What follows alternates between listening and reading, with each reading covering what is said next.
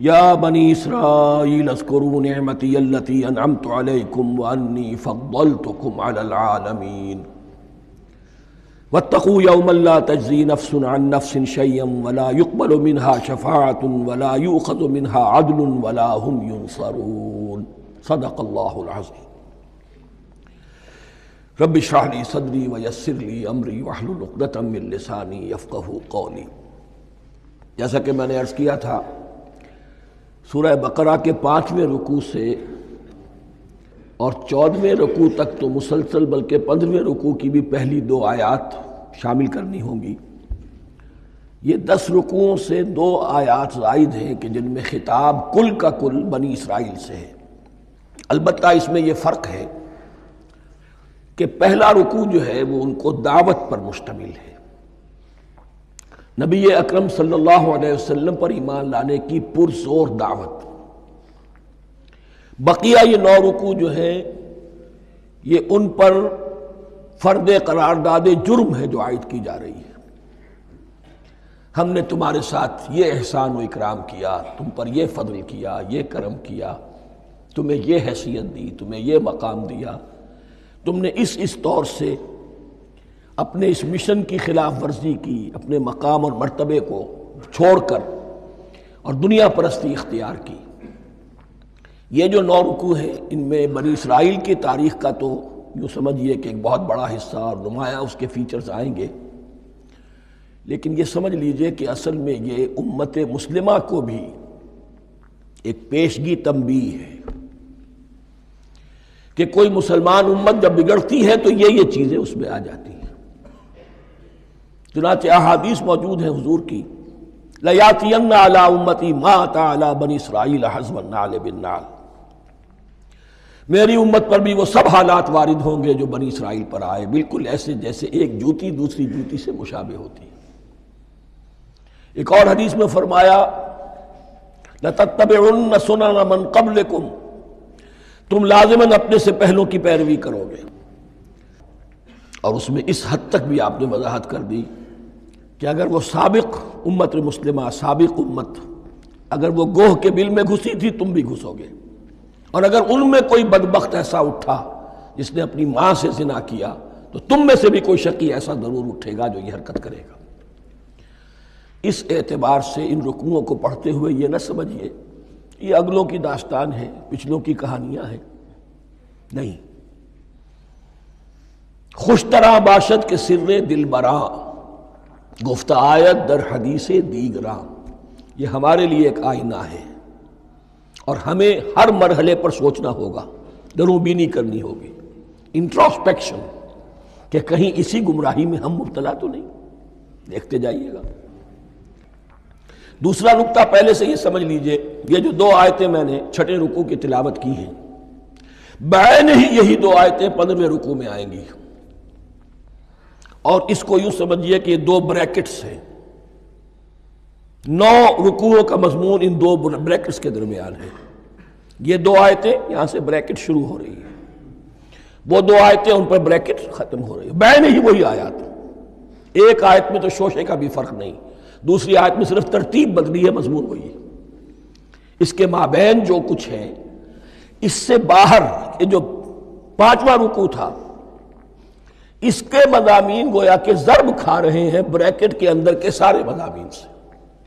یہ حساب کا بہت ہی عام فہم سا قاعدہ ہے، بریکٹ کے باہر کوئی رقم لکھی ہوئی ہے جس کے بعد کوئی زبر، کوئی جمع یا تفریق اگر نہیں ہے تو وہ ضرب کھائے گی، بریکٹ کے اندر جتنی بھی ویلیوز ہیں ان کے ساتھ ضرب کھائے گی۔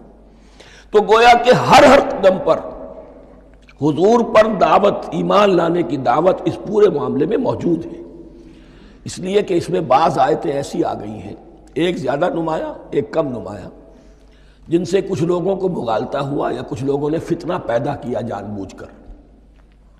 یہ فتنہ ایک بار پیدا ہوا تھا اکبر کے زمانے میں، دین الہی کی شکل میں، کہ صرف خدا کو مان لینا، آخرت کو مان لینا اور نیک اعمال کرنا نجات کے لیے کافی ہے، کسی رسول پر ایمان لانا ضروری نہیں ہے۔ یہ صوفیہ میں بھی یہ فتنہ بہت بڑے پیمانے پر آیا، مسجد مندر ہکڑو نور مسجد میں اور مندر میں ایک ہی نور ہے، سب مذاہب ایک ہی ہے، سارا فرق جو ہے شریعتوں کا ہے، عبادت کے ظاہری شکل کا ہے، وہ ہے رسولوں سے متعلق۔ رسولوں کو بیچ میں سے نکال دیجئے تو یہ دین الہی رہ جائے گا، اللہ کا دین۔ اتنا بڑا فتنہ تھا کہ جب ہندوستان میں سیاسی اعتبار سے، حکومت کے اعتبار سے مسلمانوں کا اقتدار چوٹی پر تھا، کلائمیکس پر، اکبر اعظم،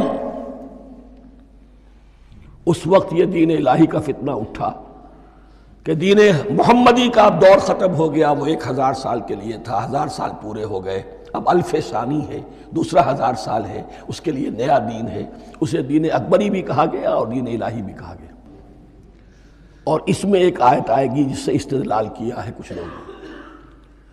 اس صدی میں پھر یہ فتنہ اٹھا تھا گاندھی کے فلسفے کے ذریعے سے، اور ایک بہت بڑا نابغہ انسان مسلمانوں میں سے، بہت بڑا نابغہ، جینیس، ابوالکلام آزاد، وہ بھی اس فتنے کا شکار ہو گیا۔ متحدہ قومیت، چنانچہ گاندھی اپنی پرارتھنا میں کچھ قرآن کی تلاوت بھی کراتا تھا، کچھ گیتا بھی پڑھواتا تھا، کچھ اپنشدوں سے، کچھ بائبل سے، کچھ گرو گرنتھ سے، معلوم ہو یہ سب ٹھیک ہے، سب ایک ہے، سب لوگوں کو ایک ہونا چاہیے، ایک قوم ہونا چاہیے، مذہب تو انفرادی معاملہ ہے، کوئی مسجد میں چلا جائے، کوئی مندر میں چلا جائے، گردوارے میں چلا جائے، کوئی چرچ میں چلا جائے، کوئی سینیگاگ میں چلا جائے، کیا فرق واقع ہوتا ہے؟ اس کا توڑ یہی ہے کہ سمجھ لیجئے یہ جو 7 آیتیں ہیں 5ویں رکوع کی، یہ ہے بریکٹ کے باہر، اور یہ ضرب کھا رہی ہے مسلسل۔ اس بریکٹوں کے درمیان جتنی بھی مضمون آ رہا ہے وہ سب ان کے تابع ہوگا، گویا کہ جہاں تک حضور پر ایمان لانے کا معاملہ ہے وہ انڈرسٹوڈ سمجھا جائے گا، مقدر سمجھا جائے گا ہر مرحلے پر ان 2 بریکٹوں کے مابین۔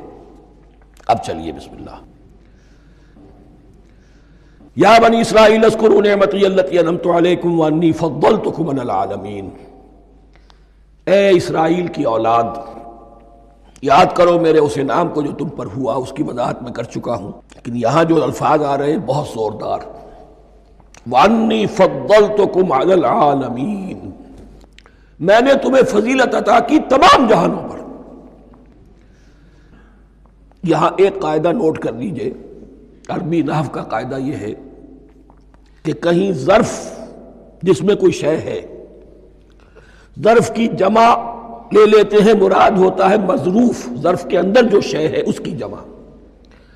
تمام جہانوں پر فضیلت، کیا فرشتوں پر بھی فضیلت؟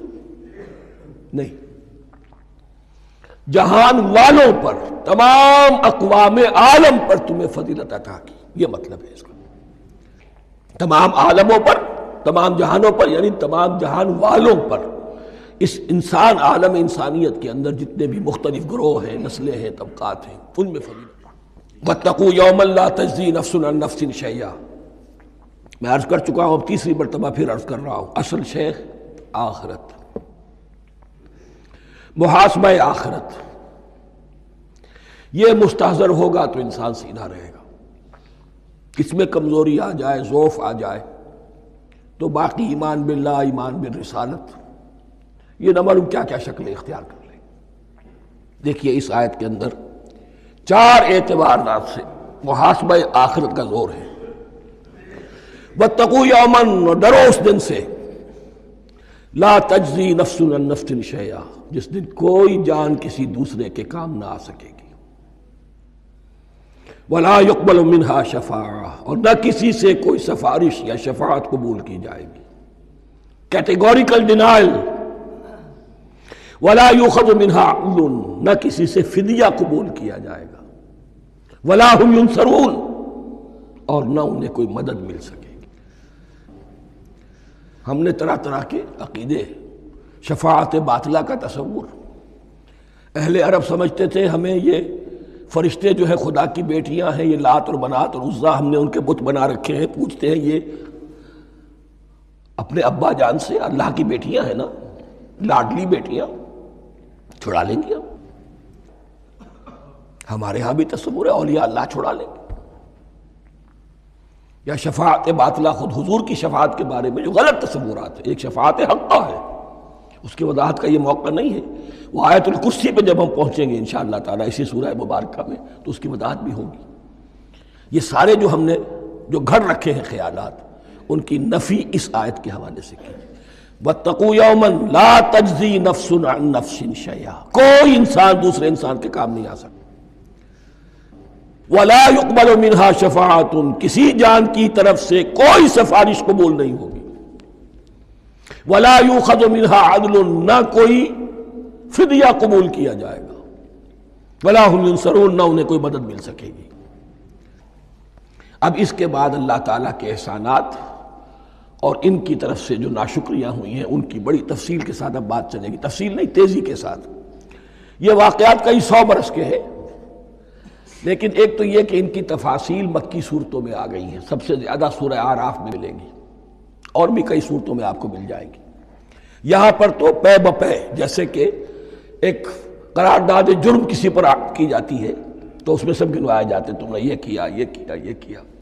وَإِذْ نَجَّيْنَاكُم مِّنْ آلِ فِرْعَوْنَ، اور ذرا یاد کرو جب کہ ہم نے تمہیں نجات دی تھی فرعون کی قوم سے۔ يَسُومُونَكُمْ سُوءَ الْعَذَابِ، وہ تمہیں بدترین عذاب میں مبتلا کیے ہوئے تھے۔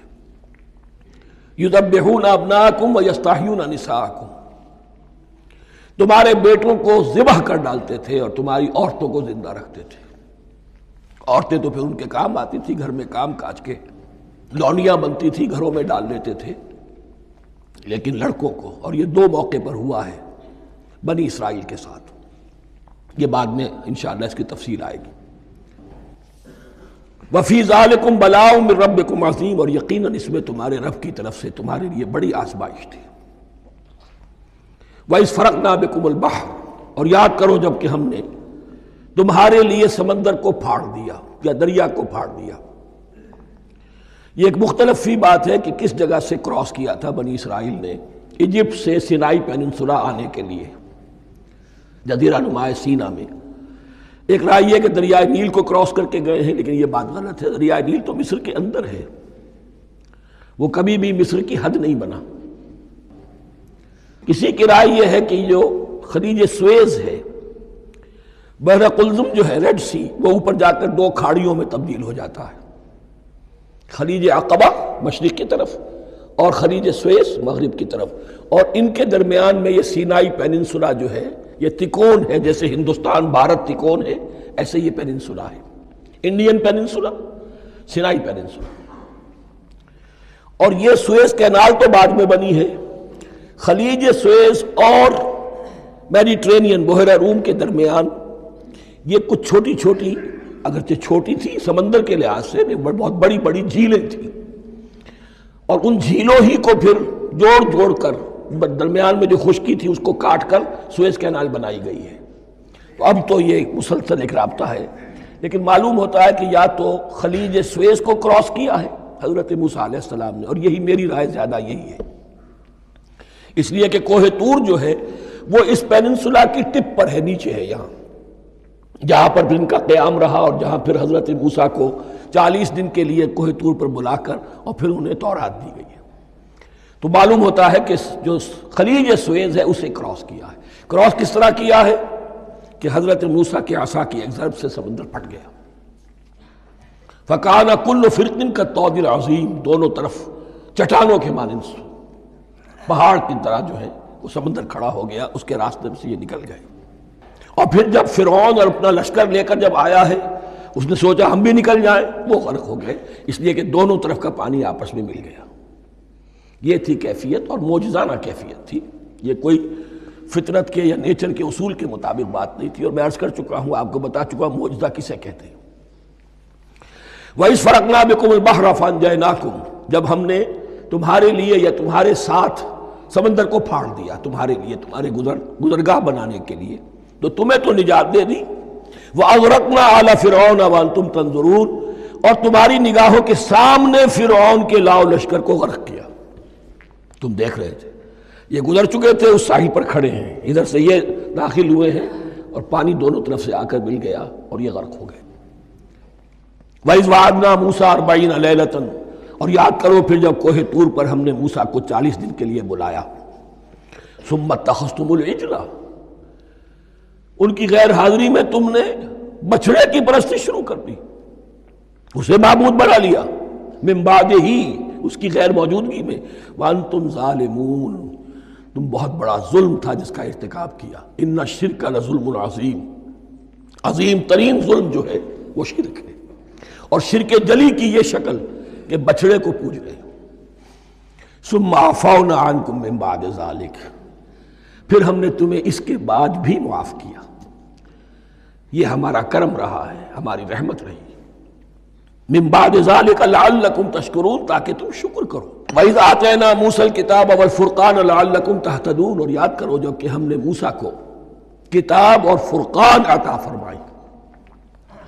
یہ فرقان حق اور باطل کے درمیان فرق کر دینے والی چیز، اور کتاب عام طور پر جو آتا ہے وہ شریعت کے لیے آتا ہے، شریعت بھی دی، کتاب بھی دی، اور فرقان بھی دیا، لعلکم تہتدون، تاکہ تم ہدایت پاؤ۔ وَإِذْ قَالَ مُوسَىٰ لِقَوْمِهِ، اور یاد کرو جب کہ کہا تھا موسیٰ نے اپنی قوم سے، یا قوم انکم ظلمتم انفسکم باتخاذکم العجل، اے میری قوم کے لوگو، یقیناً تم نے اپنے اوپر بڑا ظلم کیا ہے بچڑے کو معبود بنا کر۔ فَتُوبُوا إِلَىٰ بَارِئِكُمْ، پس توبہ کرو اپنے پروردگار، اپنے خالق کی جناب میں۔ باری، باری اللہ تعالیٰ ہے، باری۔ فَاقْتُلُوا أَنفُسَكُمْ، تو قتل کرو اپنے آپ کو۔ یہ چیز جو ہے تورات میں تفصیل سے آئی ہے، قرآن میں نہیں ہے۔ اسی اعتبار سے میں نے آپ کو بتایا تھا کہ تورات کا مطالعہ اس اعتبار سے مفید ہے کہ بہت سے واقعات کا قرآن میں ذکر ہے، اجمالاً اشارہ ہے، اس کی تفصیل کے لیے ہمیں تورات سے رجوع کرنا پڑتا ہے، ورنہ یہ کہ اس آیت کا صحیح مفہوم واضح نہیں ہوگا۔ فَاقْتُلُوا أَنفُسَكُمْ، اپنے آپ کو قتل کرو، کیا مانی؟ یہ قتل مرتد کی سزا ہے۔ وہاں معلوم ہوتا ہے کہ حضرت موسیٰ نے یہ حکم دیا، 12 قبیلے تھے، ہر قبیلے میں سے کچھ لوگوں نے یہ کفر اور شرک کیا، باقی لوگوں نے نہیں کیا۔ انہیں حکم دیا گیا کہ اپنے قبیلے کے لوگ ان کو قتل کریں جو ان کے قبیلے میں سے اس کفر کے مرتکب ہوئے۔ انفسکم سے مراد یہ اپنے قبیلے کے لوگوں کو تم قتل کرو، اس لیے کہ قبائلی زندگی جو ہوتی ہے آپ کو معلوم ہے، اس میں کوئی اور قبیلہ ہاتھ لگا دے تو قبائلی عصبیت بھڑک اٹھے گی۔ 70,000 یہودی قتل ہوئے، اس سے بڑی توبہ اور ممکن نہیں، اس سے بڑا پرج، کسی بھی آئیڈیولوجیکل پارٹی کے اندر پرج بہت ضروری ہوتا۔ کچھ لوگ آ گئے ایک نظریے کو قبول کر کے، رفتہ رفتہ نظریہ اوجل ہو گیا، کچھ مفادات، کچھ چودراہٹیں یہ مقدم ہو گئی، اسی سے جماعتیں خراب ہوتی ہیں، غلط راستے پہ پڑ جاتی ہیں، تحریکیں بھٹک جاتی ہیں۔ تو آئیڈیولوجیکل پارٹی، نظریاتی جماعتیں پرج کرتی رہتی ہیں کہ جو بھی ہمارے نظریے سے ہٹ گئے اب ان کو ہم کاٹ کر علیحدہ کر۔ یہی سے قتل مرتد، تو یہ چیز حدیث میں ہے یا پھر قرآن میں یہاں ہے۔ اس حوالے سے جو لوگ ہمارے ہاں بعض علماء بھی ہیں، جدید دانشور ہیں، جو قتل مرتد کی جو حد ہے اسلام میں اس کو تسلیم نہیں کرتے، لیکن میرے نزدیک یہ شریعت موسوی کا تسلسل ہے کہ شریعت موسوی کی جس شے کو بدلا نہ گیا ہو، جس کے بارے میں صراحتاً یہ معلوم نہ ہو کہ یہ شے تبدیل کر دی گئی، تو وہ شریعت محمدی کا جز بن گئی۔ زنا پر رجم کا معاملہ بھی یہی ہے۔ قرآن مجید میں رجم کی صریح آیت کوئی موجود نہیں ہے، حدیث میں ہے۔ قرآن مجید میں مرتد کے قتل کے لیے کوئی آیت موجود نہیں ہے، حدیث میں ہے، سنت میں ہے، اور دونوں کی کا جو منبع ہے وہ اصل میں تورات ہے۔ تو اس بات کو اچھی طرح نقل کر دیجئے، یہ جگہ اکثر لوگ جو ہے یہاں بہت سرسری طور سے گزر جاتے ہیں، یہ بہت اہم ہے، اور اس کے لیے تورات کی طرف رجوع کیجئے۔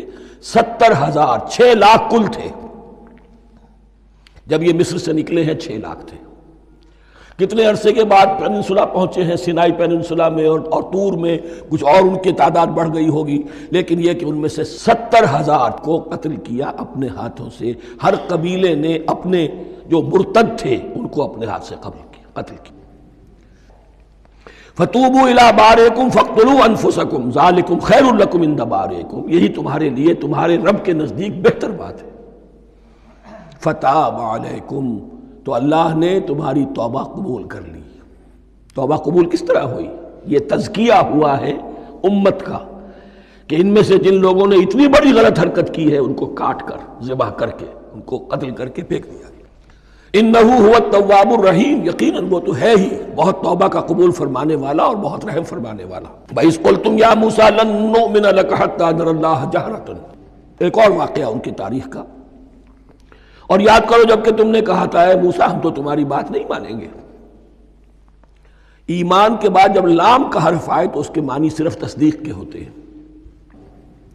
لن نؤمن لک، ہم آپ کی بات کی تصدیق نہیں کریں گے، حتی نر اللہ جہرتن، جب تک کہ ہم دیکھ نہ لیں اللہ کو عیانن۔ ہمیں کیا پتا اللہ نے یہ کتاب دی آپ کو، آپ تو لے کر آ گئے، ہمارے سامنے تو پتھر کی کچھ تختیاں ہیں، اس پہ کچھ لکھا ہوا، کس نے لکھا ہمیں کیا پتا۔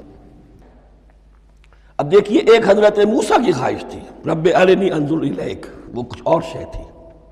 یہ تخریبی ذہن ہے جو یہ کہہ رہا ہے کہ ہم بھی چاہتے ہیں کہ اللہ کو اپنی آنکھوں سے دیکھیں اور معلوم ہو کہ واقعی اس نے یہ کتاب آپ کو دی ہے۔ فَأَخَذَتْكُمُ الصَّاعِقَةُ، تو تمہیں آپ پکڑا ایک بہت بڑی کڑک نے، ایک بہت بڑی کڑک ہوئی اور سب کے سب مردہ ہو گئے۔ وَأَنْتُمْ تَنظُرُونَ، تمہارے دیکھتے دیکھتے ایک کڑک نے تمہیں آ لیا۔ ثُمَّ بَعَثْنَاكُمْ مِنْ بَعْدِ مَوْتِكُمْ، پھر ہم نے تمہیں دوبارہ اٹھایا تمہاری موت کے بعد۔ بعض لوگ اس کی یہ تعویل کر رہے ہیں کہ یہ موت نہیں تھی بلکہ بے ہوش ہو گئے تھے، یعنی جو بھی کڑک تھی اس کی وجہ سے سب کے سب بے ہوش ہو کے گر گئے۔ لیکن میرے نزدیک یہاں تعویل کی ضرورت نہیں، بعث بعد الموت اللہ کے لیے کوئی مشکل نہیں۔ ہم الفاظ کو خواب کا کو ان کے اصل جو مفہوم ہے جو کہ صاف ہے صریح ہے اس سے خواب کا کاہے کے لیے موڑ کر لے کر جائیں۔ ثم بعثناکم من بعد موتکم لعلکم تشکرون، تاکہ تم شکر کرو۔ وظللنا علیکم الغمام وانزلنا علیکم المن والسلوى، اور ہم نے تم پر ابر کا سایہ کیا۔ اب 6 لاکھ کا قافلہ چل رہا ہے، سینائی پیننسولا، صحرا، کوئی اوٹ نہیں، کوئی سایہ نہیں، لق و دق، دھوپ کی تپش۔ تو اللہ کا فضل ہوا کہ ایک سائے کی طرح ابر جو ہے ان کے ساتھ ساتھ جہاں جہاں وہ جا رہے ہیں وہ ابر ان پر سایہ کیے ہوئے۔ وَأَنزَلْنَا عَلَيْكُمُ الْمَنَّ وَالسَّلْوَىٰ، کھانے کو کچھ نہیں، تو من اور سلوہ نازل کیے گئے۔ من ایسے اترتا تھا رات کے وقت کہ جیسے شبنم کے قطرے ہوتے ہیں، لیکن وہ ہوتا تھا کسی ایسی چیز کا جس میں شیرینی تھی، اور پھر وہ زمین پر آ کر جم کر وہ ایک گویا کے دانہ بن جاتے تھے، یہ ان کا اناج ہو گیا۔ کاربوہائیڈریٹ سپلائی اس سے ہو گئی، من سے۔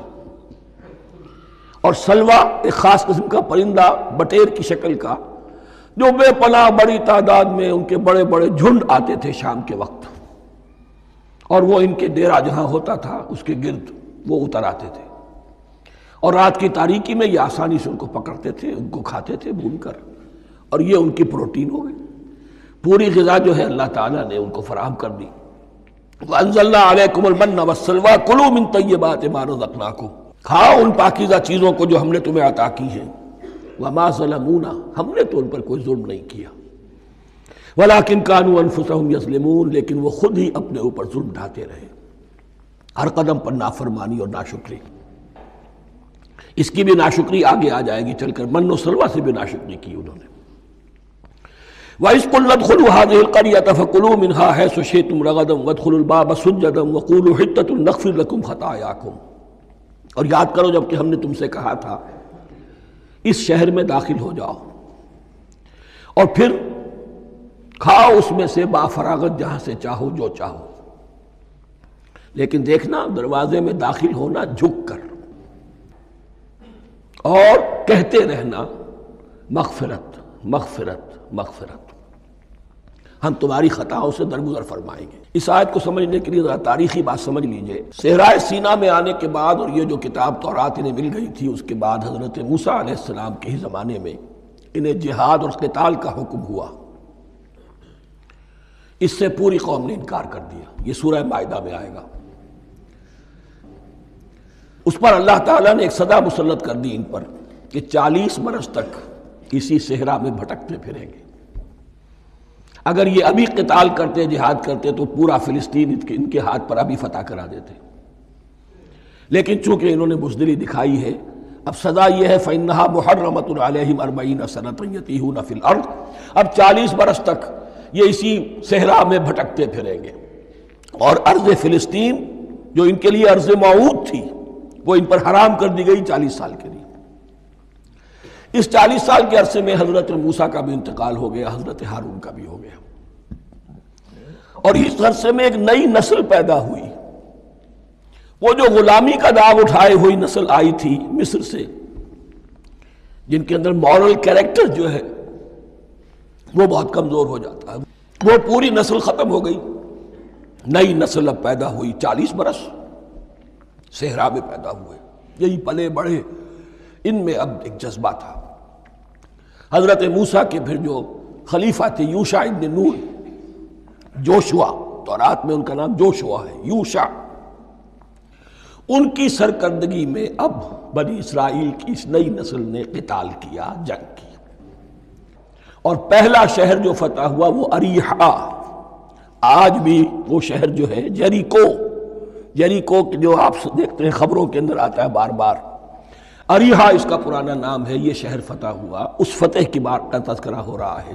یاد کرو جب کہ ہم نے تم سے کہا تھا اس بستی میں، اس شہر میں داخل ہو جاؤ فاتحانہ، اور پھر جو کچھ یہاں ہے، جو نعمتیں ہیں ان سے متمتع ہو، کھاؤ پیو، لیکن داخل ہونا سجدہ کرتے ہوئے، مراد کیا؟ جھک کر، یعنی ایسا نہ ہو کہ تکبر کی وجہ سے تمہاری گردنیں اکڑ جائیں، گردنیں جھکا کر اللہ کا احسان مانو، یہ نہ سمجھو کہ یہ فتح تم نے حاصل کی۔ اس کی تفسیر اصل میں نظر آتی ہے حضور کی شخصیت میں، کہ جب فتح مکہ کے موقع پر مکے میں داخل ہوئے ہیں تو جس سواری پر آپ بیٹھے ہوئے تھے، آپ کی پیشانی اس کی گردن کے ساتھ جڑی ہوئی تھی۔ یہ وقت ہوتا ہے جب کہ تکبر اور تعلی، فاتح کی حیثیت سے آنا، اور بندہ مومن کے لیے یہی وقت ہے تواضع کا، جھکنے کا۔ وَقُولُوا حِطَّةٌ، حتیٰ یحط کہتے ہیں جھاڑ دینے کو، تو اس کے معنی کیا ہے؟ اے اللہ ہمارے گناہ جھاڑ دے، مغفرت، اے اللہ ہمیں مغفرت، ہماری مغفرت فرما، جو خطائیں ہو گئی بخش دے۔ قولوا حطۃ، تمہاری زبان پر استغفار ہونا چاہیے، تمہاری گردنیں جھکی ہوئی ہونی چاہیے۔ نغفر لکم خطایاکم، اگر تم اس پر عمل کرو گے ہم تمہاری خطایا جو ہیں، خطائیں جو ہیں انہیں معاف فرما دیں گے۔ وسنزید المحسنین، اور جو تم میں محسن ہوں گے انہیں اور بھی زیادہ دیں گے، اور انعام و اکرام آئیں گے۔ فبدل الذین ظلموا قولا غیر الذی قیل لہم، تو ان میں سے جو ظالم تھے، جو بد کردار تھے، انہوں نے بدل دیا، ایک اور قول اختیار کر لیا اس قول کی جگہ جو انہیں کہا گیا تھا۔ کہا گیا تھا حتہ حتہ، انہوں نے کہنا شروع کیا حنطہ حنطہ، ہمیں تو گیہوں چاہیے، گیہوں چاہیے۔ یہ بعد میں ابھی آ جائے گا اگلے رکوع کے اندر، کہ من و سلوہ سے ان کی طبیعتیں بھر گئی تھی ایک ہی چیز کھا کھا کے۔ اب وہ کہہ رہے تھے کوئی چیز ہمیں جو ہے زمین کی روئیدگی میں سے، پیداوار میں سے، تو وہ ان کے زبان پر انہوں نے مذاق اڑاتے ہوئے گویا کہ حضرت موسیٰ علیہ السلام کے ذریعے سے حکم ملا ہے، استہزاء کر رہے ہیں، حتۃ کی بجائے حنطۃ۔ فانزلنا علی الذین ظلموا رجزا من السماء بما كانوا یفسقون، تو جن لوگوں نے یہ حرکت کی تھی ان پر ہم نے آسمان سے ایک بہت بڑا عذاب نازل کیا۔ تورات سے معلوم ہوتا ہے کہ پلیگ آئی، اور جنہوں نے یہ حرکت کی تھی وہ سب کے سب ہلاک ہو گئے یریکو کے اندر، بما كانوا یفسقون، بسبب اس نافرمانی کے جو انہوں نے کی۔ وَإِذِ اسْتَسْقَىٰ مُوسَىٰ لِقَوْمِهِ فَقُلْنَا اضْرِب بِّعَصَاكَ الْحَجَرَ، اب یہ پھر صحرائے سیرا کا واقعات آ رہے ہیں، ان میں ترتیب زمانی نہیں ہے۔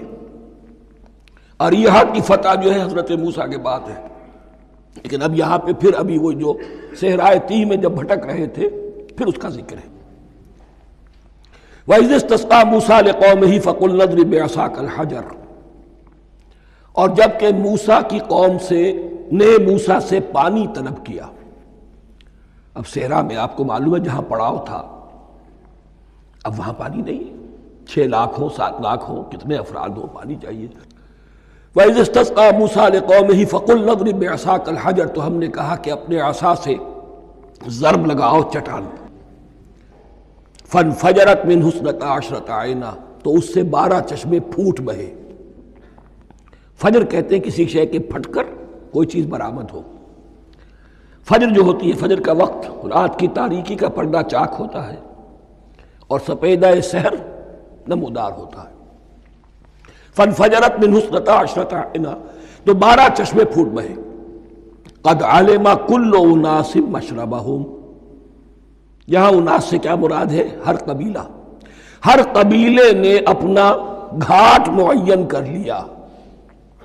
12 قبیلے تھے، اگر علیحدہ علیحدہ نہ ہوتا معاملہ، 12 چشمے اسی لیے دیے گئے کہ لڑے نہ جھگڑے نہ۔ پانی تو بہت بڑی چیز ہے، کہیں پانی پینے پلانے پہ جھگڑا اور کہیں گھوڑا آگے بڑھانے پہ جھگڑا، یہ تو قبائلی زندگی کے اندر ہوتی ہی چیزیں۔ تو اس اعتبار سے اللہ تعالیٰ نے ان کے لیے یہ سہولت کی کہ 12 چشمے پھوٹ بہے۔ قد علم کل اناس مشربہم، ہر ایک نے اپنا گھاٹ جان لیا، معین کر لیا۔ کلوا واشربوا من رزق اللہ، گویا کہ کہہ دیا گیا کہ کھاؤ اور پیو اللہ کے رزق میں سے۔ ولا تعثوا فی الارض مفسدین، اور زمین میں فساد مچاتے نہ پھرو۔ کھانے پینے کے لیے پانی بھی ادھر آ گیا، کھانے کے لیے من و سلوہ آ گیا۔ اب دیکھیے ان کی ناشکری۔ وَإِذْ قُلْتُمْ يَا مُوسَىٰ لَن نَّصْبِرَ عَلَىٰ طَعَامٍ وَاحِدٍ، یاد کرو جب کہ تم نے کہا تھا اے موسیٰ ہم ایک کھانے پر تو صبر نہیں کر سکتے، کھا کھا کے بکتا گئے ہیں من و سلوہ۔ فَادْعُ لَنَا رَبَّكَ، تو ذرا اپنے رب سے دعا کرو، پکارو ہمارے لیے اپنے رب کو۔ یخرج لنا، وہ نکالے ہمارے لیے، مما تنبت الارض، زمین کی روئیدگی اور پیداوار میں سے، نباتات ارضی میں سے، من بقلہا، اس کی ترکاریاں، وقثائہا، اور ککڑیاں، کھیرے اور ککڑیاں، ان سب کے لیے یہ لفظ ہے۔ وفومہا، ایک ترجمہ گیہوں کیا گیا ہے لیکن میرے نزدیک زیادہ صحیح ترجمہ ہے لہسن، اور سرائے کی زبان میں بھی اور ممکن ہے کہ سندھی میں بھی ہو تھوم، تھوم کہتے ہیں لہسن کو، یہ فوم کی بدلی ہوئی شکل ہے، اس لیے کہ یہی علاقہ ہے جس میں عرب آئے تھے، تو عربوں کی زبان کے بہت سے الفاظ جو ہیں اس سرائے کی زبان میں خاص طور پر وہ بہت زیادہ، تو تھوڑی سی شکل بدل کر وہ کافی تعداد میں موجود ہے۔ وعدسہا، اور دال خاص طور پر مسور کی، وبصلہا، اور پیاز۔ اب جو چٹخارے جس سے بنتے ہیں سالن کے، ان کی زبانیں وہ چٹخارے مانگ رہی۔ ظاہر بات ہے کہ اگر وہ سلوا بھی تھا، بٹیرا ہے، اسے آگ کے اوپر ذرا سا تپایا اور کھایا، وہ ایک ہی خاص قسم کی غذا ہے جو چل رہی ہے۔ اسی طرح من جو ہے وہ ایک خاص قسم کا سیریل ان کے لیے بن گیا ہے۔ لیکن یہ جو چٹخارے ہیں یہ تو لہسن سے ہے، پیاز سے ہے، ترکاریوں سے ہے، ان تمام چیزوں سے، دال کا اپنا ایک ذائقہ ہے۔ قَالَ تَسْتَبْدِلُونَ الَّذِي هُوَ أَدْنَىٰ بِالَّذِي هُوَ خَيْرٌ، حضرت موسیٰ نے فرمایا کیا تم وہ شے بدلے میں لینا چاہتے ہو اس کے، کیا وہ شے جو کمتر ہے بدلے میں چاہتے ہو اس کے کہ جو بہتر ہے؟ من و سلوہ کہیں بہتر ہے اللہ کی طرف سے جو تمہیں دیا گیا ہے، تم اس سے تمہارا جی بھر گیا ہے، اس کو ہاتھ سے دے کر چاہتے ہو کہ یہ ادنا چیزیں تمہیں ملے۔ اہبطوا مصرا، اب یہ لفظ آ گیا اہبطوا۔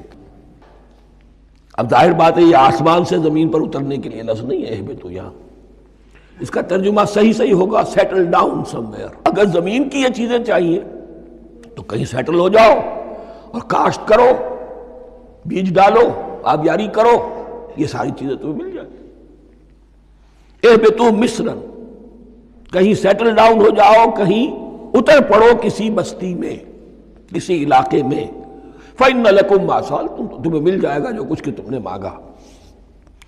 وَضُرِبَتْ عَلَيْهِمُ الذِّلَّةُ وَالْمَسْكَنَةُ وَبَاءُوا بِغَضَبٍ مِّنَ اللَّهِ، اب یہ ہے ان کی وہ خباثتیں، ان کے وہ ناشکریاں، ان کی وہ معصیتیں، ان پر جو آخری حکم دیا جا رہا ہے، جو اگر آپ برا نہ مانیں تو میں عرض کروں گا آج یہود پر اتنا اپلیکیبل نہیں ہے جتنا مسلمانوں پر ہے۔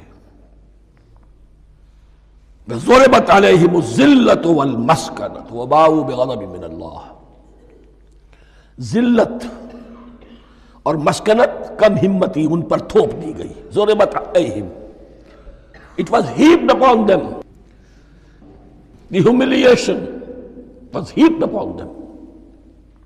ضربت علیہم الذلۃ والمسکنہ وباؤوا بغضب من اللہ، اور وہ اللہ کا غضب لے کر لوٹے۔ وہی امت جس کے بارے میں فرمایا وانی فضلتکم علی العالمین، اسی امت کا پھر یہ حشر ہوا۔ کیوں ہوا؟ نافرمانی۔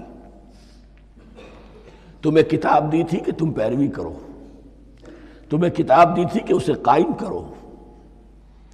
وَلَوْ أَنَّ أَهْلَ الْكِتَابِ أَقَامُوا التَّوْرَاةَ وَالْإِنْجِيلَ وَمَا أُنزِلَ إِلَيْهِمْ مِنْ رَبِّهِمْ لَأَكَلُوا مِنْ فَوْقِهِمْ وَمِنْ تَحْتِ أَرْجُلِهِمْ، اگر یہ تورات اور انجیل کو قائم کرتے، نافذ کرتے، تو نعمتیں زمین بھی اگلتی، ان کے قدموں کے نیچے سے نعمتیں جو ہیں وہ پھوٹتی، اور ان کے سروں کے اوپر سے بھی بارش ہوتی نعمتوں کی۔ لیکن اگر تم نے اس کو چھوڑ کر اپنی خواہشات، اپنے نظریات، اپنے خیالات، اپنا تمرد، اپنی سرکشی، اپنی حاکمیت، اپنی مصلحتیں، اپنی عقل، اس کو بالا تر کیا، تو پھر جو قوم اللہ کے قانون کی، اللہ کی ہدایت کی، اللہ کی کتاب کی امین ہوتی ہے دنیا میں، وہ اللہ کی ریپرزنٹیٹیو ہوتی ہے، نمائندہ ہوتی ہے۔ اگر وہ اپنے عمل سے مس ریپرزنٹ کرے اللہ کو، تو وہ کافروں سے بڑھ کر مغضوب اور کافروں سے بڑھ کر مبغوض ہو جاتی ہے، مغضوب بھی مبغوض بھی۔ اس لیے کافروں کو تو دین پہنچانا تمہارے ذمہ تھا، تم نے دین ان کو کیا پہنچانا تھا، تم تو خود دین سے منحرف ہو گئے۔ آج اس جگہ پر امت مسلمہ کھڑی ہے کہ 1.25 بلین یا 1.5 بلین، 125 کروڑ عزت نام کی شے نہیں ہے، کہ عزت نام تھا جس کا گئی تیمور کے گھر سے، سارے معاملات دنیا کے G7 G15 کے ہاتھ میں ہیں، سیکیورٹی کونسل اس کے پرماننٹ ممبر کا ویٹو ہے، اور نہ سیکیورٹی کونسل میں اور نہ کہیں کسی G7 میں، نہ G9 میں، نہ G15 میں کوئی مسلمان ملک نہیں۔ کس نمی پرست کی بھیا کیستی، ہماری اپنی پالیسیز کہیں اور طے ہوتی ہیں، ہمارے اپنے بجٹ کہیں اور بنتے ہیں، ہماری صلح اور جنگ کسی اور کے اشارے سے ہوتی ہے، ریموٹ کنٹرول، یہ ذلت اور مسکنت۔ آپ کے ریڈیو پر، ٹیلی ویژن پر خبریں آتی رہیں کہ اتنے مسلمانوں کے ساتھ یہ کر دیا، اتنی مسلمان عورتوں کی بے حرمتی کر دی، لیکن یہاں ہم بیٹھے ہوئے اپنے اپنے دھندوں میں، اپنے اپنے کاروبار میں، اپنی اپنی ملازمتوں میں، اپنے اپنے کیریئرز میں، دنیا میں کیا کچھ ہو رہا ہے۔ بہرحال اس وقت یہ جو ہے، میں نے جیسا کہ عرض کیا تھا کہ یہ ہے تاریخ بنی اسرائیل کی، لیکن خوشتراں باشد کے سر دل براں، گفت آیت در حدیث دیگراں، یہ ہمارا نقشہ ہے آج اس آیت میں۔ ضربت علیہم الذلۃ والمسکنۃ وباؤوا بغضب من اللہ، اور یہ کیوں؟ ذالک بانہم کانوا یکفرون بآیات اللہ، یہ اس لیے کہ وہ اللہ کی آیات کا انکار کرتے رہے، وَيَقْتُلُونَ النَّبِيِّينَ بِغَيْرِ الْحَقِّ، اللہ کے نبیوں کو ناحق قتل کرتے رہے۔ ہمارے ہاں بھی مجددین امت میں سے کتنے ہیں جو جیلوں میں ڈالے گئے، جن کو ایسی ایسی مار پڑی ہے کہ کہا جاتا ہے کہ ہاتھی کو بھی وہ مار پڑتی تو برداشت نہ کرتا۔ احمد ابن حنبل کے ساتھ کیا ہوا؟ ابو حنیفہ جیل میں انتقال کیا، امام مالک کے کندھے کھینچ دیے گئے، اتار دیے گئے، منہ کالا کر کے اور اونٹ پر بٹھا کر پھرایا گیا۔ امام دار الہجرہ شیخ احمد سرہندی جیل میں رہے، سید احمد بریلوی اور ان کے ساتھیوں کو خود مسلمانوں نے تہہ تیغ کیا ہے۔ بہرحال یہ داستانیں ہیں، اب نبی تو کوئی نہیں آئے گا، ان کے ہاں نبی تھے، ہمارے ہاں مجددین ہیں، علماء حق ہیں، جیسے کہ حدیث بھی ہے علماء امتی کا انبیاء بنی اسرائیل، تو جو انہوں نے انبیاء کے ساتھ کیا ہم نے مجددین اور علماء کے ساتھ کیا۔ ذالک بما عصوا وکانوا یعتدون، اور یہ ہوا ان کی نافرمانیوں کی وجہ سے اور حد سے تجاوز کرنے کی وجہ سے۔ اللہ تعالیٰ تو ظالم نہیں، اللہ نے تو اونچا مقام دیا تھا، ہمیں بھی خیر امت قرار دیا، کنتم خیر امت اخرجت للناس تأمرون بالمعروف وتنہون عن المنکر وتؤمنون باللہ. اب اگر ہم نے وہ اپنا مشن چھوڑ دیا تو ذلت اور مسکنت وہ ہمارا مقدر بن گئی. اللہ کا قانون اور اللہ کا عدل بے لاگ ہے، وہ فرام امہ ٹو امہ چینج نہیں ہوتا.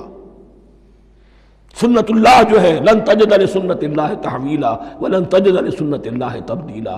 اللہ کی سنت بدلتی نہیں. بنی اسرائیل کا جو حشر ہوا آج وہ ہمارا ہو رہا ہے. بہرحال اس پر میری جو کتاب ہے سابق اور موجودہ مسلمان امتوں کا ماضی حال اور مستقبل، اس کا مطالعہ کیجیے. اب آ گئی وہ آیت کہ جس سے استدلال کیا گیا ہے کہ ایمان بالرسالت نجات کے لیے ضروری نہیں ہے. ان الذین آمنوا والذین ہادوا والنصارى والصابئین من آمن باللہ والیوم الآخر وعمل صالحا فلہم اجرہم عند ربہم ولا خوف علیہم ولا ہم یحزنون.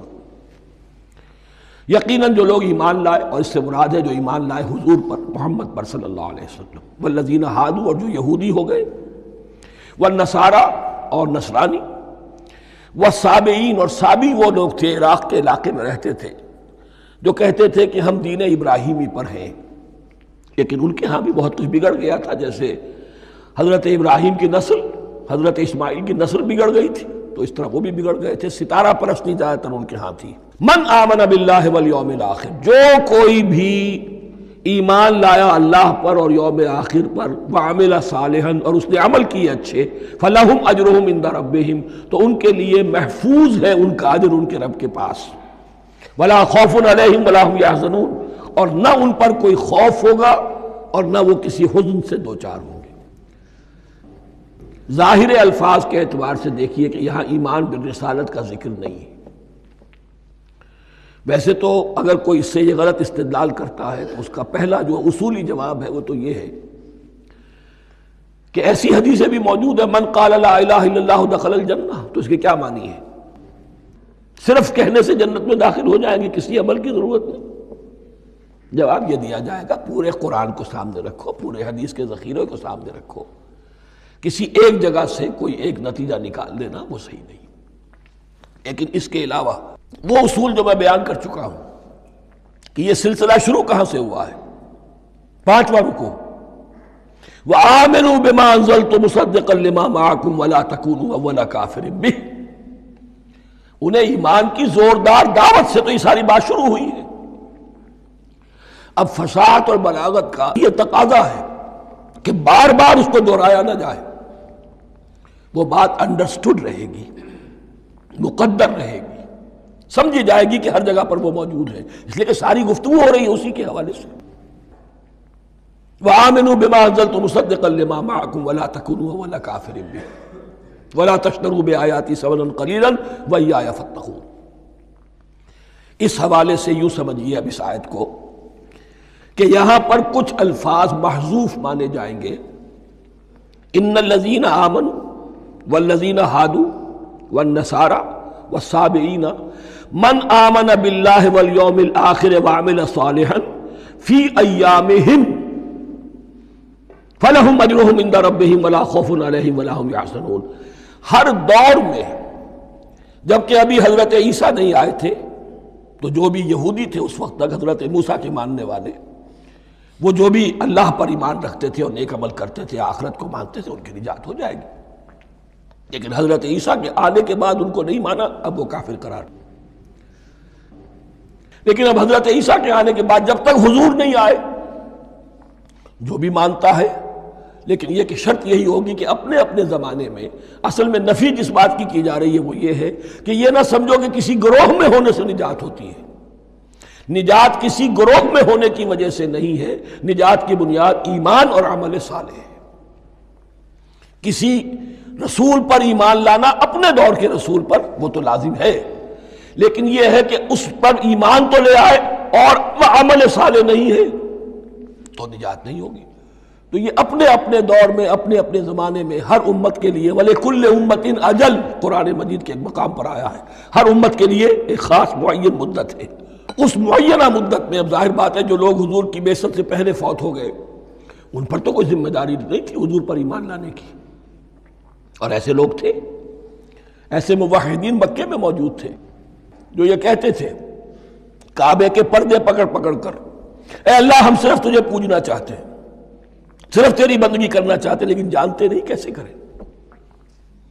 یہ بات موجود تھی اور ان کا انتقال بھی ہو گیا۔ یہ زید، سعید ابن زید، سعید جو حضرت عمر کے بہنوئی تھے اور وہ عشرہ مبشرہ میں سے ہیں، ان کی اہلیہ حضرت فاطمہ بنت خطاب، ان دونوں کے ایمان کو اللہ نے ذریعہ بنایا حضرت عمر کے ایمان کا۔ اور یہ والد تھے سعید کے زید، وہ یہ کہتے ہوئے دنیا سے چلے گئے حضور کی ابھی بعثت ہی نہیں ہوئی تھی، اے اللہ میں صرف تیری بندگی کرنا چاہتا ہوں، کیسے کروں یہ نہیں جانتا۔ اسی کو ذہن میں رکھیے، اہدنا الصراط المستقیم جو میں نے کہا تھا، ایک سلیم الفطرت انسان، سلیم العقل انسان توحید تک پہنچ جاتا ہے، آخرت کو پہچان لیتا ہے، لیکن اب کیا کروں؟ اس شریعت کے لیے، ان احکام کے لیے وہ دستے سوال دراز کرنے پر مجبور ہے۔ الحمدللہ رب العالمین الرحمن الرحیم مالک یوم الدین ایاک نعبد و ایاک نستعین اہدنا الصراط المستقیم۔ اسی صراط المستقیم کی دعا کا یہ جواب اب آئے گا، شروع ہوگا سورہ بقرہ سے، یہ کرو یہ نہ کرو، یہ فرض ہے، یہ تم پر لازم کیا گیا، یہ چیز حرام کی گئی، وغیرہ وغیرہ۔ ان الذين آمنوا والذين هادوا والنصارى والصابئين من آمن بالله واليوم الآخر وعمل صالحا، اور محذوف الفاظ فی ازمنتہم، اپنے اپنے زمانے میں، یا فی ایامہم، فلہم اجرہم عند ربہم ولا خوف علیہم ولا هم یحزنون۔ وَإِذْ أَخَذْنَا مِیثَاقَکُمْ وَرَفَعْنَا فَوْقَکُمُ الطُّورَ، اور ذرا یاد کرو جب کہ ہم نے تم سے عہد لیا، قول و قرار لیا، اور تمہارے اوپر اٹھا دیا طور کو، پہاڑ کو۔ جب تورات دی گئی تو اس وقت ایک کیفیت معجزانہ طور پر ایسی پیدا کی گئی، ان کے اوپر ایک رعب ڈالنے کے لیے اور خشیت قلب میں پیدا کرنے کے لیے کوہ طور اٹھا کر معلق کر دیا گیا۔ اس وقت کہا گیا خذوا ما آتیناکم بقوۃ، تو اس قول و قرار کے وقت ایک معجزے کی شکل یہ ہوئی تھی۔ وَإِذْ أَخَذْنَا مِيثَاقَكُمْ وَرَفَعْنَا فَوْقَكُمُ الطُّورَ خُذُوا مَا آتَيْنَاكُمْ بِقُوَّةٍ وَاذْكُرُوا مَا فِيهِ لَعَلَّكُمْ تَتَّقُونَ، پکڑو اس کو مضبوطی کے ساتھ جو ہم نے تمہیں دیا ہے، اس حدیث، اس کتاب کو، تورات کو، اس شریعت کو، ان احکام کو۔ وَاذْكُرُوا مَا فِيهِ، اور یاد رکھو اسے جو کچھ کہ اس میں ہے، لَعَلَّكُمْ تَتَّقُونَ، تاکہ تم بچ سکو۔ ثُمَّ تَوَلَّيْتُم مِّن بَعْدِ ذَلِكَ، پھر تم نے روگردانی کی اس کے بعد، اس میثاق کو توڑا، میثاق الست کو توڑا تھا، اور دوسرے یہ میثاق شریعت جو تم سے لیا گیا اس کو بھی توڑا۔ ثم تولیتم من بعد ذلک فلولا فضل اللہ علیکم ورحمتہ لکنتم من الخاسرین، پھر اگر اللہ کا فضل تمہارے شامل حال نہ ہوتا اور اس کی رحمت تمہاری دستگیری نہ کرتی رہتی، بار بار تمہیں معاف کیا، تمہیں مہلت دی، تو اگر یہ چیز نہ ہوتی تو اسی وقت سے تم خسارہ پانے والے اور تباہ ہونے والے ہو جاتے۔ وَلَقَدْ عَلِمْتُمُ الَّذِينَ اعْتَدَوْا مِنْكُمْ فِي السَّبْتِ، اور تمہیں خوب معلوم ہے تم میں سے وہ لوگ جنہوں نے سبت کے قانون کو توڑا، حد سے تجاوز کیا۔ یہ واقعہ تفصیل کے ساتھ سورہ اعراف میں آئے گا کہ ان کی شریعت میں ہفتے کا روز معین کر دیا گیا تھا، کوئی دنیاوی کام نہیں ہوگا۔ آج بھی وہ لوگ جو ہے سبت کو، جو بھی پریکٹسنگ جیوز ہیں، وہ اس کی پابندی کرتے ہیں اور بڑی شدت سے کرتے ہیں۔ لیکن ایک زمانے میں ایک خاص ان کا قبیلہ تھا کہ جس نے ایک بڑے ہی شرعی ہیلا ایجاد کر کے اس قانون کی دھجیاں بکھیری، تفصیل ہم پڑھیں گے سورہ اعراف میں۔ وَلَقَدْ عَلِمْتُمُ الَّذِينَ اعْتَدَوْا مِنْكُمْ فِي السَّبْتِ، اور تمہارے علم میں ہے تمہارے وہ لوگ کہ جنہوں نے سبت کے قانون کے ضمن میں خلاف ورزی کی، فَقُلْنَا لَهُمْ كُونُوا قِرَدَةً خَاسِئِينَ، تو ہم نے کہہ دیا ان کو کہ ہو جاؤ ذلیل بندر، ان کی شکلیں بس کر دی گئی، انہیں بندروں کی شکل میں تبدیل کر دیا گیا۔ فَجَعَلْنَاهَا نَكَالًا لِمَا بَيْنَ يَدَيْهَا، پھر ہم نے اس واقعے کو یا اس بستی کو ایک بنا دیا مثال، لوگوں کے لیے ان کی عبرت کے سامان بنا دیا، ان کے لیے بھی جو سامنے موجود تھے اس زمانے کے لوگ، اور ان کے لیے بھی جو بعد میں آنے والے تھے، وَمَوْعِظَةً لِّلْمُتَّقِينَ، اور اسے ایک نصیحت، ایک سبق آموزی کی بات بنا دیا اہل تقویٰ کے لیے۔ وَإِذْ قَالَ مُوسَىٰ لِقَوْمِهِ إِنَّ اللَّهَ يَأْمُرُكُمْ أَن تَذْبَحُوا بَقَرَةً، اور یاد کرو جب کہ موسیٰ نے اپنی قوم سے کہا یقیناً اللہ تمہیں حکم دیتا ہے کہ گائے کو ذبح کرو۔ یہ واقعہ میں پہلے آپ کو بتا دوں، پھر ہم یہ آیات تیزی سے پڑھ لیں گے۔ بنی اسرائیل میں ایک شخص قتل ہو گیا عامیل نامی، اور قاتل کا پتہ نہیں چل رہا تھا۔ اللہ تعالیٰ نے حضرت موسیٰ کے ذریعے سے انہیں حکم دیا کہ ایک گائے کو ذبح کرو اور اس کے جسم کے ایک ٹکڑے سے اس مردے کو چھوؤ، وہ جی اٹھے گا اور وہ بتا دے گا میرا قاتل کون ہے۔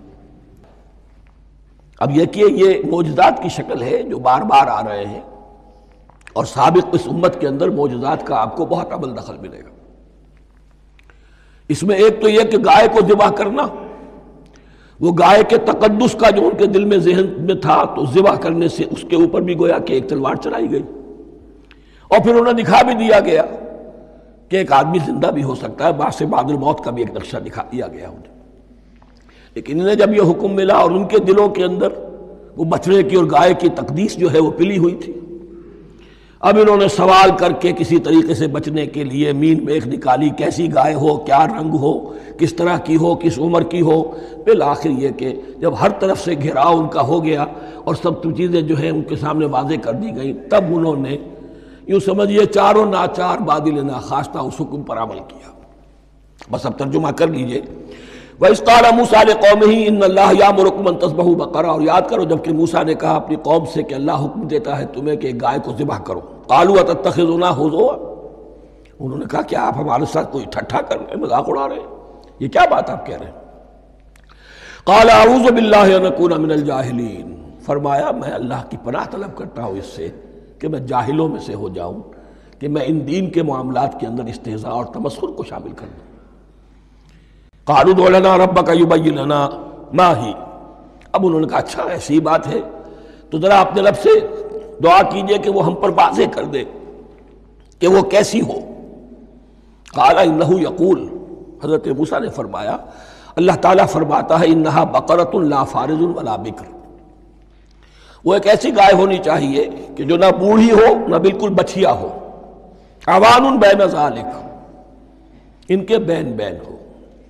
فَفَعَلُوا مَا تُؤْمَرُونَ، تو اب کر گزرو جو تمہیں حکم دیا گیا۔ قَالُوا ادْعُ لَنَا رَبَّكَ يُبَيِّن لَنَا مَا لَوْنُهَا، اب انہوں نے پھر کہا ذرا ایک دفعہ اور دعا کیجئے اپنے رب سے، وہ ہمیں بتا دے اس کا رنگ کیسا ہونا چاہیے۔ قَالَ إِنَّهُ يَقُولُ إِنَّهَا بَقَرَةٌ صَفْرَاءُ فَاقِعٌ لَوْنُهَا تَسُرُّ النَّاظِرِينَ، فرمایا اللہ فرماتا ہے کہ وہ گائے ایسی ہونی چاہیے زرد رنگ، شوخ رنگ، شوخ زرد رنگ کی، چمکیلی، جو دیکھنے والوں کو خوب اچھی لگے، پسند آئے، دل میں کھپ جانے والی۔ اب جو زیادہ سے زیادہ ان کے ہاں مقدس سمجھے جاتے تھی گائے، رفتہ رفتہ سوال کر کے اگر پہلے ہی حکم پر وہ کر دیتے تو کسی بھی گائے کو ذبح کر دیتے، لیکن یہاں گھیراؤ ان کا ہو رہا ہے کہ جس کی تقدس کا ان کے ذہن میں زیادہ سے زیادہ تاثر ہے اسی کو واضح کیا جائے۔ قالوا ادع لنا ربک یبین لنا ما ہی، پھر انہوں نے کہا ذرا اللہ سے دعا کیجئے اور وہ ہمیں یہ بتائے کہ وہ کیسی ہو۔ ان البقرہ تشابہ علینا، یقیناً ہم کچھ شبے میں پڑ گئے ہیں، یہ گائے کا معاملہ مشتبہ ہو گیا ہے ہم پر۔ قال انہ یقول، فرمایا اللہ فرماتا ہے انہا بقرۃ لا ذلول تثیر الارض ولا تسقی الحرث، وہ ایک ایسی گائے ہونی چاہیے کہ جو کوئی جس سے مشقت نہ لی جاتی ہو، نہ وہ ہل جوتتی ہو اور نہ وہ رہٹ کا پانی کھینچتی ہو۔ تسیر الارض، نہ تو وہ زمین کو جوتنے میں ہل چلانے میں کام میں لی جائے، ولا تسقی الحرث، اور نہ کھیتی کو پانی پلانے کے لیے وہ پانی کھینچنے میں استعمال کیا جائے۔ مسلمتن، اور پوری سالم ہونی چاہیے، یک رنگ، لا شیۃ فیہا، اس میں کسی دوسرے رنگ کا کوئی داغ تک نہ ہو۔ اب کیا کرتے، گھیراؤ میں آ گئے۔ قالوا الآن جئت بالحق، کہا انہوں نے کہ ٹھیک ہے اب تو آپ نے بات جو ہے پوری طریقے سے واضح کر دی۔ فَذَبَحُوهَا وَمَا كَانُوا يَفْعَلُونَ، تب انہوں نے اس کو ذبح کیا اور وہ کرنے والے نہیں تھے، دل میں نہیں تھا، بادل ناخواستہ۔ اب دیکھیے یہاں ترتیب ذرا واقعے کی جو ہے مختلف ہو گئی ہے، جو اس ذبح بقرہ کا سبب تھا وہ بعد میں بیان ہو رہا ہے یہاں، تورات میں چونکہ واقعات کو اس طریقے سے بیان کیا ہے لہذا وہاں ترتیب دوسری ہے۔ وَإِذْ قَتَلْتُمْ نَفْسًا فَادَّارَأْتُمْ فِيهَا، اور یاد کرو جب کہ تم نے ایک جان کو قتل کیا تھا اور اس کا الزام تم ایک دوسرے پر لگا رہے تھے، یعنی کسی کا پتہ نہیں چل رہا تھا قاتل کون ہے۔ واللہ مخرج ما کنتم تکتمون، اور اللہ تعالیٰ فیصلہ کر چکا تھا کہ جو کچھ تم چھپا رہے ہو اسے نکال کر رہے گا، واضح کرے گا۔ فَقُلْ نَضْرِبُوهُ بِبَعْضِهَا، تو ہم نے حکم دیا کہ اس کی لاش کو اس گائے کے ایک ٹکڑے سے، اس کے جسم کے ایک حصے سے ضرب لگاؤ۔ كَذَلِكَ يُحْيِي اللَّهُ الْمَوْتَىٰ، اور دیکھو اس طریقے سے اللہ مردوں کو زندہ کر دے گا۔ تھوڑی دیر کے لیے وہ زندہ ہوا اور اس نے اپنے قاتل کا نام بتا دیا۔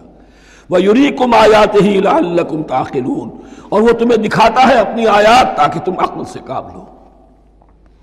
اب جو الفاظ آ رہے ہیں بہت سخت ہیں، بہت سخت ہیں، لیکن ان کو پڑھتے ہوئے درون بینی ضرور کیجیے گا، اپنے اندر جھانکیے گا۔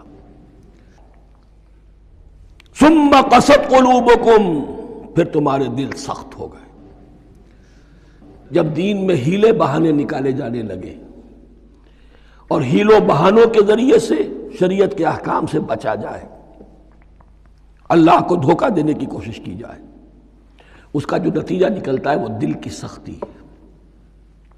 ثم قست قلوبکم، پھر تمہارے دل سخت ہو گئے۔ فہی کالحجارۃ او اشد قسوہ، تو وہ تو اب پتھروں کے مانند ہیں، بلکہ سختی میں ان سے بھی زیادہ شدید ہے۔ یہ ویسے بھی فصاحت اور بلاغت کا بھی بڑا ایک عمدہ مقام ہے قرآن کا۔ وَإِنَّ مِنَ الْحِجَارَةِ لَمَا يَتَفَجَّرُ مِنْهُ الْأَنْهَارُ، پتھروں میں سے تو ایسے بھی ہوتے ہیں جن میں سے چشمے پھوٹ بہتے ہیں۔ وَإِنَّ مِنْهَا لَمَا يَشَقَّقُ فَيَخْرُجُ مِنْهُ الْمَاءُ، اور ایسے بھی ہیں جو شق ہو جاتے ہیں، پتھر چٹانیں، ان میں سے پانی برآمد ہو جاتا ہے۔ وَإِنَّ مِنْهَا لَمَا يَهْبِطُ مِنْ خَشْيَةِ اللَّهِ، اور ان میں وہ بھی ہوتے ہیں جو اللہ کے خوف سے گر پڑتے ہیں۔ وَمَا اللَّهُ بِغَافِلٍ عَمَّا تَعْمَلُونَ، اور اللہ تعالیٰ غافل نہیں ہے اس سے کہ جو تم کر رہے ہو۔ یہ کیفیت جو ہے ثم قست قلوبکم فہی کالحجارۃ واشد قسوہ، ہے کون؟ یا بنی اسرائیل اذکروا نعمتی التی انعمت علیکم وانی فضلتکم علی العالمین، جن پر 1400 برس ایسے گزرے کہ کوئی لمحہ ایسا نہ تھا کہ نبی موجود نہ ہو، جنہیں 3 کتابیں دی گئیں۔ لیکن یہ کہ اپنی بدعملی، عقائد میں بھی مین بیخ کر کے اپنے آپ کو بچانے کے راستے نکال لینا، اعمال میں بھی ہیلوں کے ذریعے سے، کتاب الحیل کے ذریعے سے اپنے آپ کو ذمہ داریوں سے مبرہ کر لینا، اس کا نتیجہ پھر یہ نکلتا ہے۔ اللہ تعالیٰ مجھے اور آپ کو اس انجام بد سے بچائے۔ بارک اللہ لی ولکم فی القرآن العظیم ونفعنی وإیاکم